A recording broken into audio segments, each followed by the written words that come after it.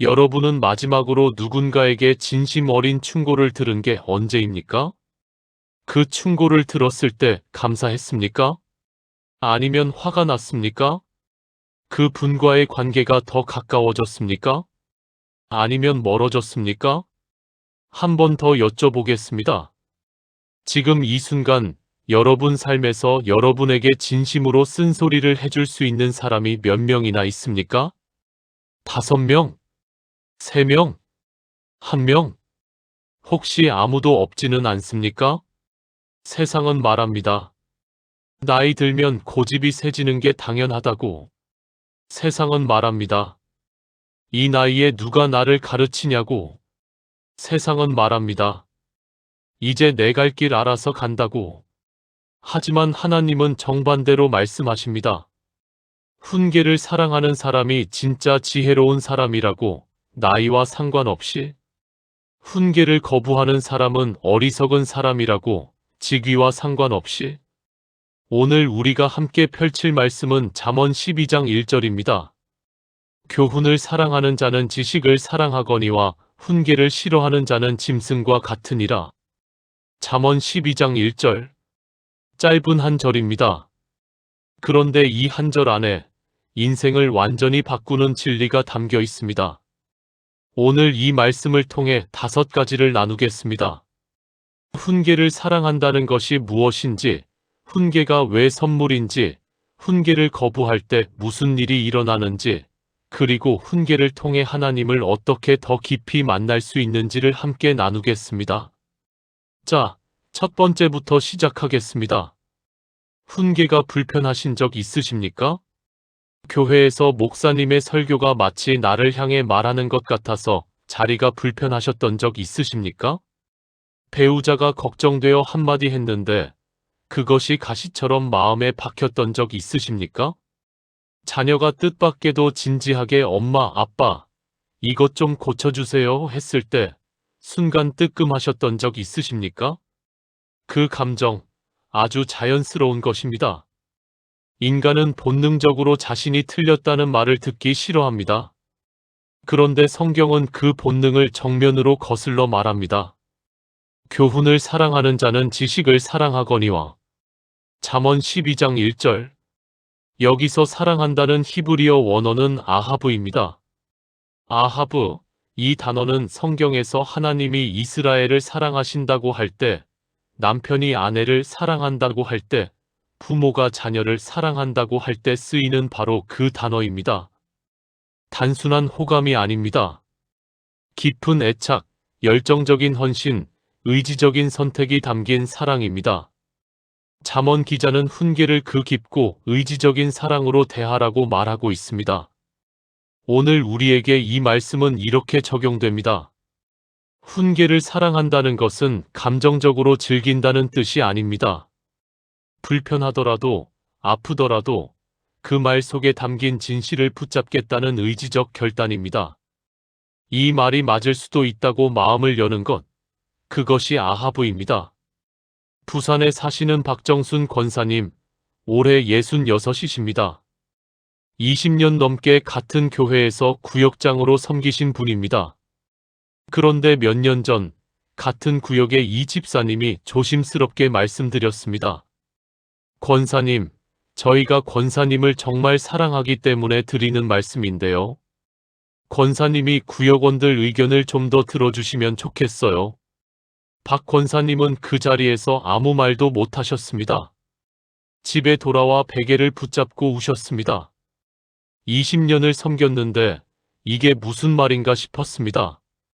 그런데 그날 새벽 기도 중에 하나님이 조용히 물으셨습니다. 정순아, 그 말이 맞지 않느냐? 박 권사님은 한참을 엎드려 계셨습니다. 그리고 이렇게 고백하셨습니다. 맞습니다, 주님. 제가 너무 제 방식대로만 했습니다. 그 다음 주부터 권사님은 달라지셨습니다. 구역 모임 때 먼저 물으셨습니다. 여러분은 어떻게 생각하세요? 그해 연말 구역원들이 권사님께 편지를 써서 드렸습니다. 권사님, 올해 권사님이 달라지신 것 저희가 다 압니다. 그 용기에 감사드립니다. 박 권사님은 그 편지를 아직도 성경 속에 넣고 다니십니다. 훈계를 아하브하기로 결단한 그날, 그분의 인생의 새로운 챕터가 시작된 것입니다. 사랑하는 여러분, 지금 저와 함께 이렇게 기도해 보시겠습니까?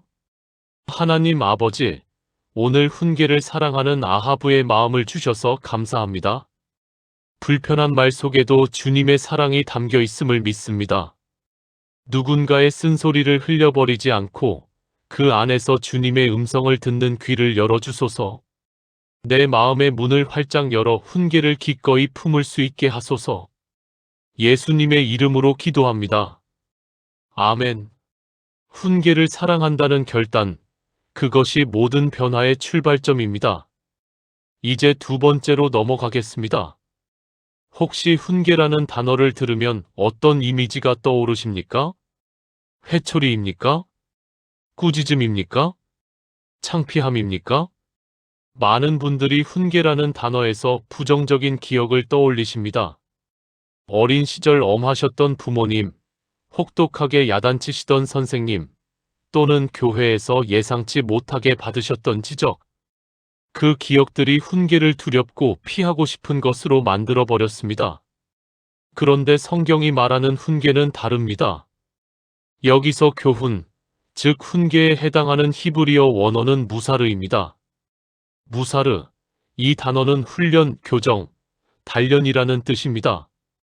단순히 잘못을 꾸짖는 것이 아니라 운동선수를 코치가 훈련시키는 것처럼 더 나은 모습이 되도록 체계적으로 빚어가는 과정을 의미합니다.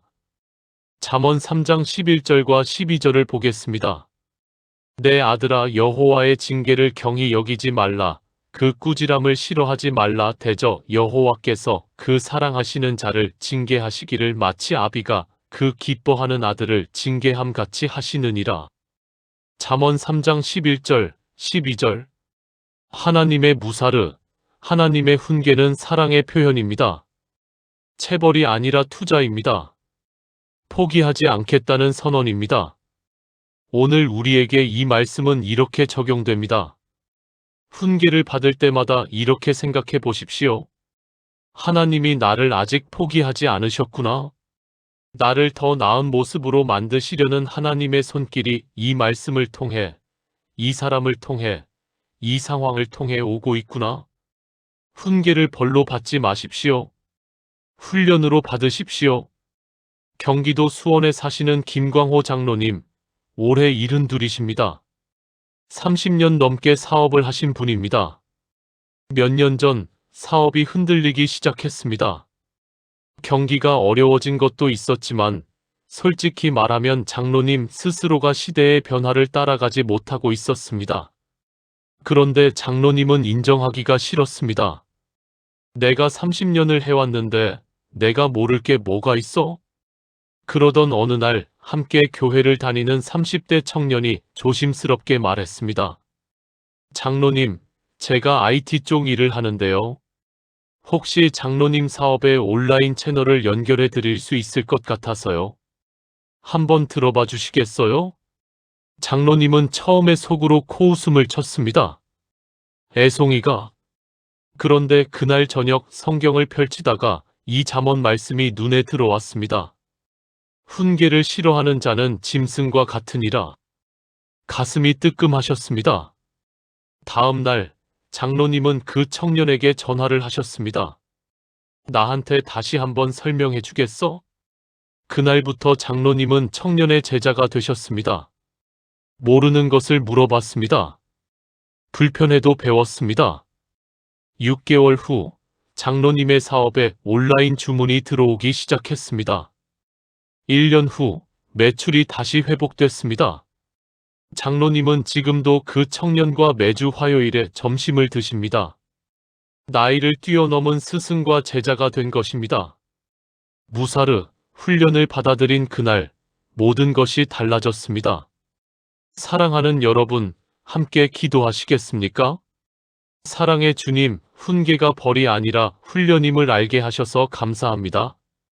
주님은 나를 아직 포기하지 않으셨고 나를 더 나은 사람으로 만들기 위해 불편한 상황도 허락하십니다.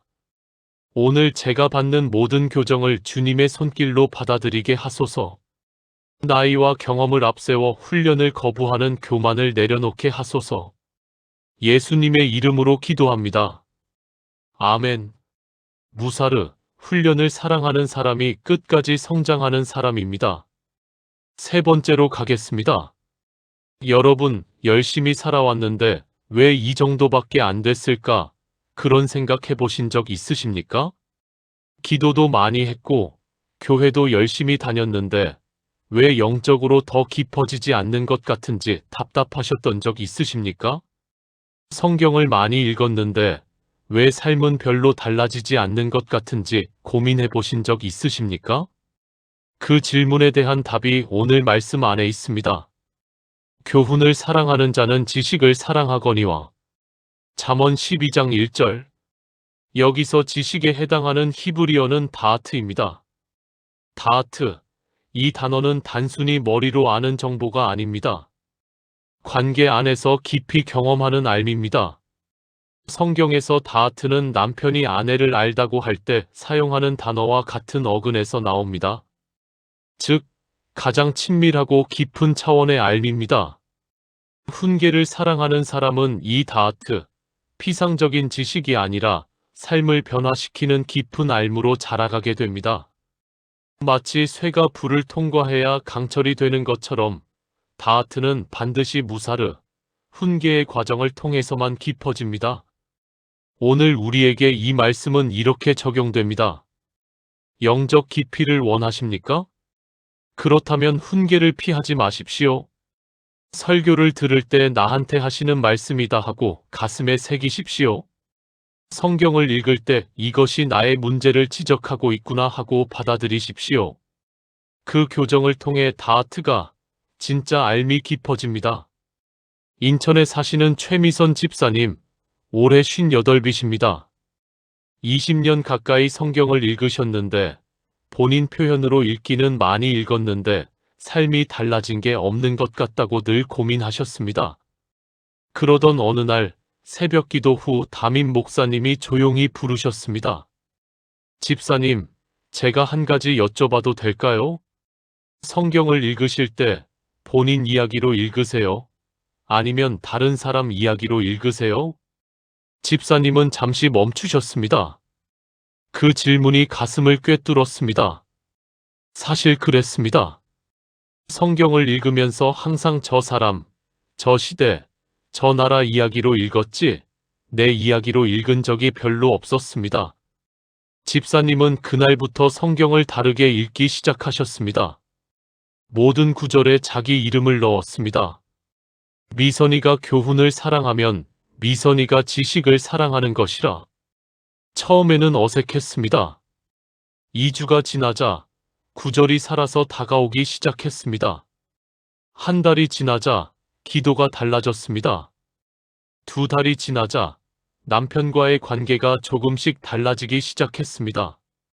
3달 후 집사님은 이렇게 간증하셨습니다. 20년 읽은 성경이 3달 만에 새롭게 보이기 시작했습니다. 목사님의 그 한마디 질문이 제 성경 읽는 방식을 완전히 바꾸어 놓았습니다. 훈계 하나가 다하트, 진짜 알매 문을 열어준 것입니다. 사랑하는 여러분, 함께 기도하시겠습니까? 전능하신 하나님, 오늘 진정한 지식 다하트를 향한 갈망을 주셔서 감사합니다. 머리의 지식이 아니라 삶을 변화시키는 깊은 알무로 자라가기를 원합니다. 말씀을 읽을 때 내 이야기로, 설교를 들을 때 내 문제로 받아들이는 겸손함을 주소서. 교정을 통해 더 깊이 주님을 알아가는 기쁨을 누리게 하소서.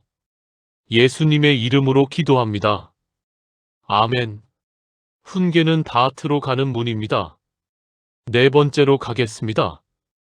이 질문을 한번 진지하게 생각해 보십시오.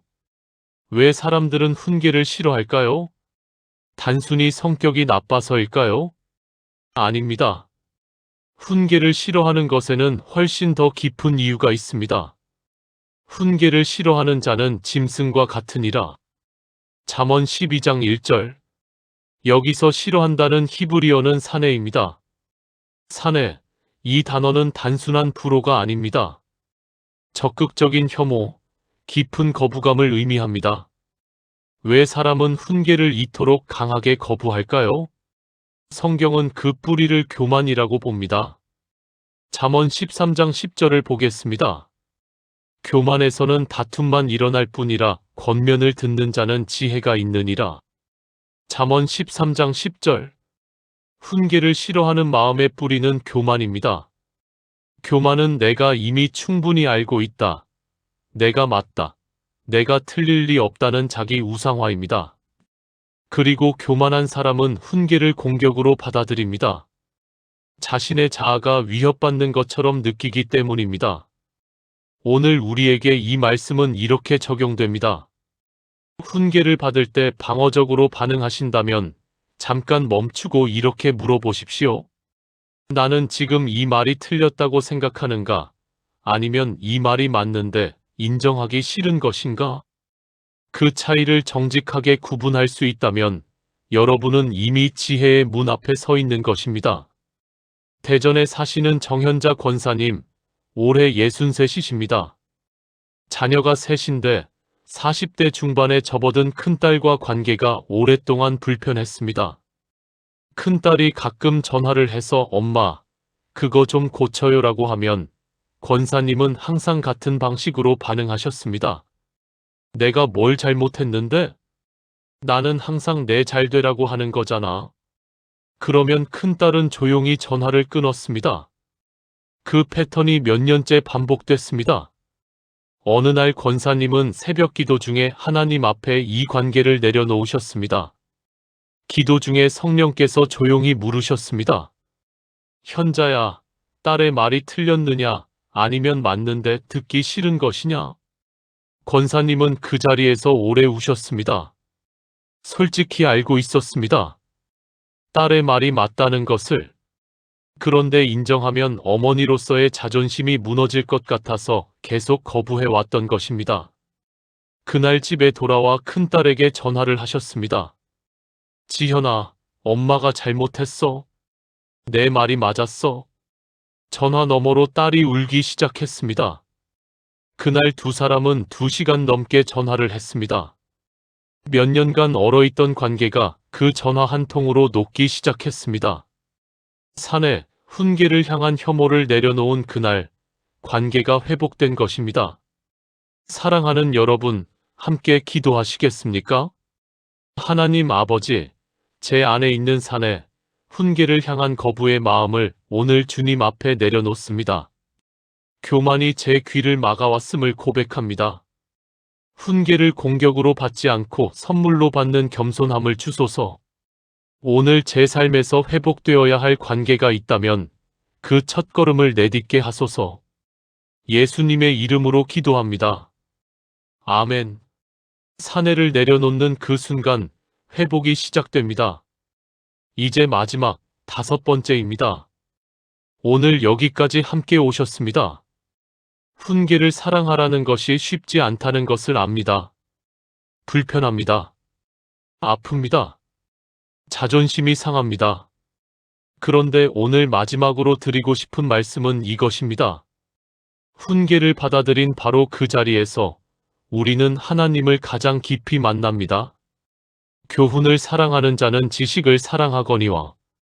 잠언 12장 1절. 앞서 살펴본 다하트와 깊이 연결되는 히브리어 동사가 있습니다. 야다입니다. 야다. 이 단어는 단순히 정보를 아는 것이 아니라 깊은 관계적 경험을 통해 알게 되는 것을 의미합니다. 하나님을 야다하는 것, 즉 하나님을 깊이 경험적으로 알아가는 것은 삶의 교정과 훈계의 과정 없이는 이루어지지 않습니다. 금이 정금이 되려면 불가마를 통과해야 하듯이 믿음이 성숙해지려면 훈계의 과정을 통과해야 합니다. 호세아 6장 3절을 보겠습니다. 그러므로 우리가 여호와를 알자, 힘써 여호와를 알자. 그의 나타나심은 새벽빛같이 어김없나니 비와 같이 땅을 적시는 늦은 비와 같이 우리에게 임하시리라. 호세아 6장 3절. 여호와를 아는 것, 야다. 이것은 힘써 구해야 하는 것입니다. 그리고 그 힘씀의 가장 중요한 부분이 바로 훈계를 통한 자기 교정입니다. 오늘 우리에게 이 말씀은 이렇게 적용됩니다. 훈계를 받으실 때마다 이렇게 고백해 보십시오. 하나님, 이 불편함 속에서 당신을 더 깊이 만나겠습니다. 그 고백이 훈계를 고통에서 예배로 바꾸어 줍니다. 서울 은평구에 사시는 한영숙 권사님, 올해 70이십니다. 4년 전 큰 수술을 받으셨습니다. 수술 후 회복하면서 권사님은 하나님 앞에 오래된 질문을 가져오셨습니다. 하나님, 저 왜 이런 병이 왔을까요? 제가 뭘 그렇게 잘못했나요? 그런데 회복하는 몇 달 동안 권사님은 평생 처음으로 아무것도 할 수 없는 상태에서 매일 하루 종일 말씀만 읽으셨습니다. 그 시간 동안 하나님이 조용히 말씀하셨습니다. 영수가, 이제 좀 쉬어라. 내가 얼마나 빠르게 달려왔는지 아느냐? 권사님은 그 말씀에 눈물이 터져 나왔습니다. 평생 교회 일, 가정 일, 자녀 일로 쉬지 않고 달려오셨는데 처음으로 하나님이 그 수고를 알아주신다는 느낌이었습니다. 동시에 하나님이 조용히 물으셨습니다. 그런데 영수가 그 달리는 사이에 나와 얼마나 같이 있었느냐? 그 질문이 권사님의 가슴을 뚫었습니다. 바쁘게 하나님을 위해서 일했지만 하나님과 함께하는 시간은 점점 줄어들고 있었습니다. 권사님은 그 병상에서 하나님과 새로운 약속을 하셨습니다. 주님, 회복되면 제일 먼저 주님과 함께하는 시간부터 챙기겠습니다. 회복하신 후 권사님은 달라지셨습니다. 매일 아침 1시간을 하나님과 단둘이 보내는 시간으로 비워두셨습니다. 그리고 그 시간이 권사님 표현으로 70년 신앙생활 중 가장 하나님을 가깝게 느끼는 시간이 되었습니다. 훈계를 통해 야다가 하나님을 깊이 아는 경험이 열린 것입니다. 사랑하는 여러분, 함께 기도하시겠습니까? 하나님 아버지, 훈계가 주님을 야다하는 더 깊이 알아가는 통로임을 알게 하셔서 감사합니다. 불편한 교정의 자리마다 주님이 계십니다. 훈계가 고통이 아니라 주님을 만나는 예배가 되게 하소서. 이 삶의 모든 단련을 통해 저를 정금같이 빚어주소서. 숨이 다하는 날까지 주님을 더 깊이 알아가는 여정을 계속하게 하소서. 예수님의 이름으로 기도합니다. 아멘. 야다, 훈계를 통해 하나님을 깊이 만나는 그 여정이 우리의 일생입니다. 지금까지 5가지 말씀을 함께 나누었습니다. 이제 이 모든 말씀을 하나의 기도로 드리겠습니다. 함께 기도하시겠습니까? 전능하신 하나님 아버지, 오늘 잠언 12장 1절의 말씀을 통해 5가지 귀한 진리를 가르쳐 주셔서 감사드립니다. 훈계를 의지적으로 사랑하는 아하브의 마음을, 훈계를 벌이 아닌 훈련으로 받는 무사르의 지혜를, 훈계를 통해 진정한 알무로 자라가는 다하트를, 거부와 혐오의 사내를 내려놓는 용기를, 그리고 훈계 안에서 주님을 깊이 만나는 야다의 은혜를 오늘 이 시간 마음에 새기게 하시니 감사합니다. 저는 이제 고백합니다. 교훈을 사랑하는 자는 지식을 사랑하는 사람입니다. 주님, 저를 그런 사람으로 만들어 주소서. 제 삶에 오는 모든 훈계를 크든 작든 익숙한 곳에서 오든 낯선 곳에서 오든 주님의 손길로 받겠습니다. 내 자존심보다 성장을 더 사랑하게 하시고 내 편안함보다 변화를 더 원하게 하시며 내 고집보다 하나님의 뜻을 더 붙잡게 하소서.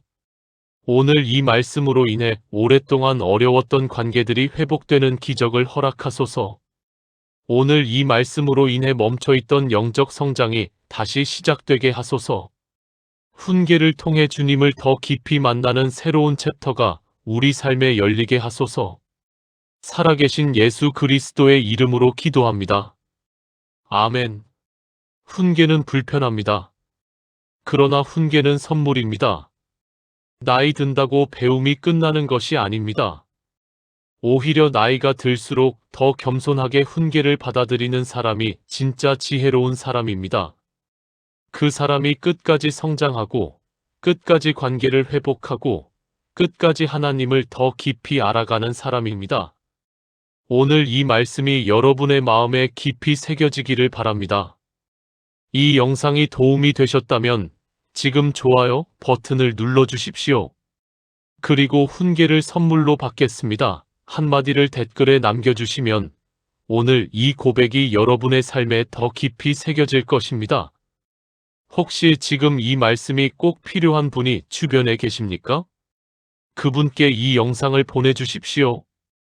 오늘도 끝까지 함께 해주셔서 감사합니다.